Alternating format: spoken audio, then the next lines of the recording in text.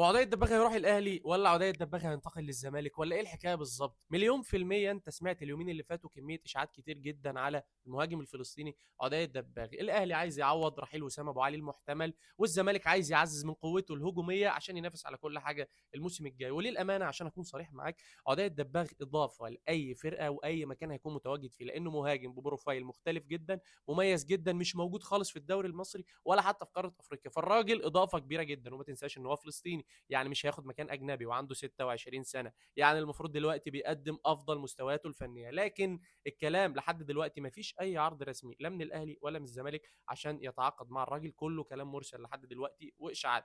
فالسؤال هنا بقى، لو انت مكان عدي الدباغ وقدامك عرضين، عرض الاهلي وعرض الزمالك، مع العلم انك لما تروح الاهلي استقرار اكبر، منافسه في بطولات اكبر، ولكن مش هتضمن مركزك اساسي لان مركزك بيلعب في نجم راديشار ومحمد شريف، ولا تروح الزمالك اللي فرصتك في المشاركه فيه كبيره جدا جدا وهتبقى قادر انك تظهر امكانياتك وقدراتك بشكل دائم، مع العلم ان في استقرار اقل. احب اعرف الاجابه منكم في الكومنتات.